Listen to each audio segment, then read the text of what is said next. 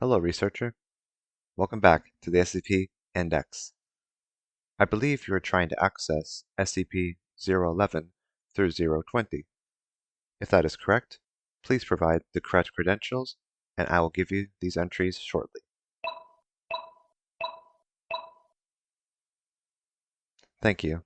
With that out of the way, let us begin with the first entry, being SCP-011, otherwise known as Sentient Civil War Memorial Statue. SCP-011 is a Civil War memorial statue located in Woodstock, Vermont. The statue is the image of a young male soldier holding a musket at his side, and is carved out of granite, quarried within the area. Occasionally, SCP-011 has been observed lifting its musket to the air to fire at birds, which attempt to land or defecate on it. Reports detail that its movements produce soft grinding sounds, but do not cause it any structural failure. Oddly, the gunfire is very similar to that of a standard firearm, despite observations that the item only loads granite bullets and granite powder into the musket, which is also unharmed by the firing. In spite of its efforts, some fecal matter does manage to strike SCP-011, and it reportedly becomes very distressed when it has a large amount of feces on it, on some rare occasions even firing at humans. Moving on, SCP-012, otherwise known as a bad composition. SCP-012 is a piece of handwritten musical score entitled On Mount Golgotha, part of a larger set of sheet music, appearing to be incomplete. The ink used on the paper, while originally thought to consist of berry or natural dyes, appears to be human blood from O12's previous victims. During the discovery of O12, the two individuals first to find the object appeared to suffer from acute insanity, with both being influenced by a force projected from SCP-012 to finish the composition with their own blood. Further testing has shown that SCP-012 has an apparent effect on anyone within a certain radius of its position, causing psychosis and insanity in the subject or subjects, specifically influencing them to use their own blood to finish the composition. The two consistent end results of testing are either the subject dies from blood loss, or they commit suicide after finishing a section of the piece, claiming that it cannot be completed. Attempts to perform the music transcribed on SCP-012 result in a cacophonous mess of notes, with all instruments creating no harmony amongst each other. You definitely don't want this SCP showing up in an opera house, that's for sure. Moving on, SCP-013, also known as Blue Lady Cigarettes. SCP-013 is the collective designation of 242 cigarettes, which display similar anomalies. The most common external detail between instances is the presence of the words Blue Lady, handwritten on each cigarette in blue ink. Subjects who consume the contents of SCP-013 through inhalation will begin to perceive themselves as a specific unidentified woman. Immediately after consuming an instance of O13, subjects will gradually begin to receive reflections of themselves as having the features of the woman, and will gradually perceive their bodies changing to reflect her appearance over the course of the following weeks. However, all changes are entirely mental. The subject's body does not change outwardly, only their perception of themselves. These altercations are permanent and cannot be reversed. SCP-013 was discovered after the suicide of a Ian Miles, packed in a large cardboard crate in his apartment. A cursory search of the apartment uncovered several hundred sketches of a figure strongly resembling the one perceived while under O13's effect.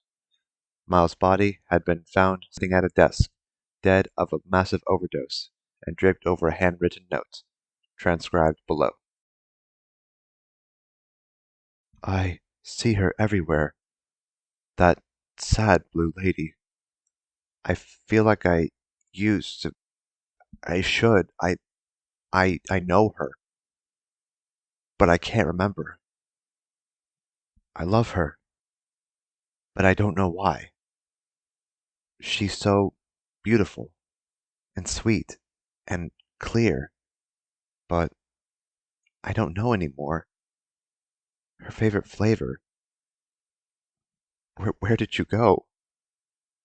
I I miss you.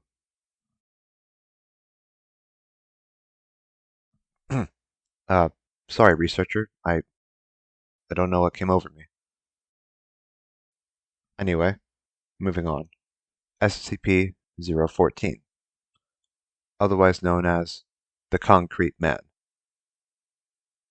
SCP-014 is a Caucasian male appearing to be approximately 30 years of age. Records indicate his name to be Robert Chetford, confined in 1915 to the Norwich Asylum in Connecticut for delusional insanity, claiming that he had been cursed to live forever and was slowly turning into concrete in consequence. SCP-014 came to Foundation attention in 19 from rumors of a patient who seemed to be entirely immobile and showed no signs of aging. Further investigation determined that acquisition was warranted. 014, to an average person, would appear completely unaged after knowing when he was born. He appears to not need to eat, drink, or perform any other normal human activities to maintain his bodily functions, besides breathing when speaking. In fact, besides speaking and moving his eyes to look around, he can converse normally, but shows no knowledge of, nor interest in, any media or events past 1937, when he was contained. Talk about a stone face, am I right? Anyway, now on to SCP-015, also known as Pipe Nightmare. SCP-015 is a mass of pipes, vents, boilers, and other various plumbing apparatus, completely filling a warehouse in Redacted. The pipes appear to grow when not under observation, attempting to connect to nearby structures via sewer systems and underground plumbing. SCP-015 contains, at current estimate, over 190 kilometers or 120 miles worth of pipes ranging in diameter from 2.5 centimeters to over 1 meter. Some pipes appear new, while others are rusted and leaking. Pipes have been reported as being made of bone, wood, steel, pressed ash, human flesh, glass, and granite.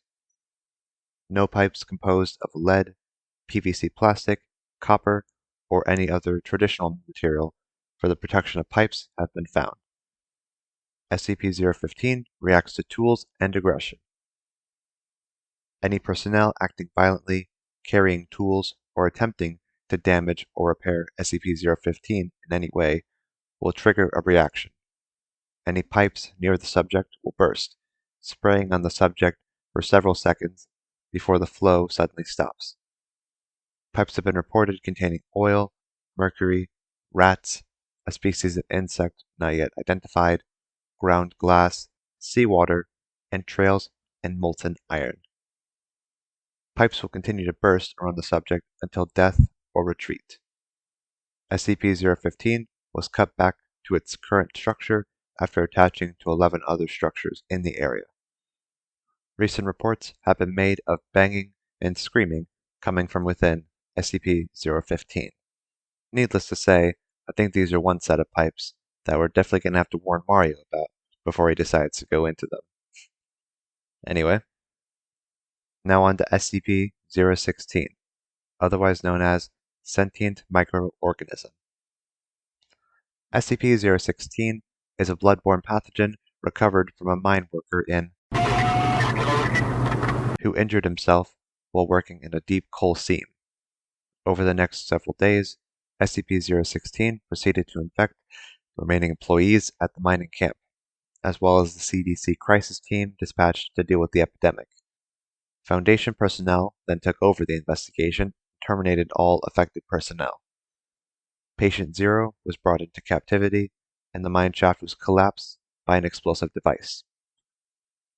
SCP-016 has an incubation period ranging from 24 hours to 2 years, depending on the presence and number of other human hosts in the area. First symptoms resemble the common cold and include itchy eyes, runny nose, coughing, and bodily aches. Phase 2 begins in 48 hours and consists of a controlled form of hemorrhagic fever, as the organism causes a small amount of blood to become aspirated into the lungs, creating an aerosol effect. During Phase 3, the host crashes and bleeds out, bleeding profusely from every bodily orifice, including the nose, tear ducts, skin pores, mouth, urethra, and in the case of females, vagina. Blood pressure skyrockets during the final stage. Hosts have been observed projectile vomiting blood to distances of over 5 meters. Should the host survive this near total exsanguination, the pathogen will become dormant once more, returning to incubation phase. What distinguishes O16 from other forms of hemorrhagic fever, such as Ebola and Marburg, is its unusual response to high stress. Should the subject undergo a high-stress situation, such as a life-threatening crisis, the organism will change its survival tactic from rapid reproduction to the rewriting of host DNA and stimulation of rapid cell division. I guess that gives a whole new meaning to seeing red when you're angry or stressed. Anyway, on to SCP-017, otherwise known as Shadow Person. SCP-017 is a humanoid figure approximately 80 centimeters in height, anatomically similar to a small child, but with no discernible identifying features. SCP-017 seems to be comprised of a shadowy, smoke-like shroud. No attempt to find any object beneath the shroud has been successful, but the possibility has not been ruled out. SCP-017's reaction to shadows cast upon it is immediate and swift, with the subject leaping to the object casting the shadow and completely enclosing it in its shroud, whereupon it returns to its normal size, leaving no trace of the object behind. Now on to SCP-018, otherwise known as Super Ball. SCP-018 has the appearance of a Super Ball made by the Wham-O Company in 1969. It is 6 centimeters in diameter and colored red. Found when the company was hired to clean out a warehouse, Wham-O merchandise in it. SCP-018 was noted to be able to bounce with extreme height. At first thought to be a pleasant child's toy, SCP-018 was able to bounce with over 200% efficiency.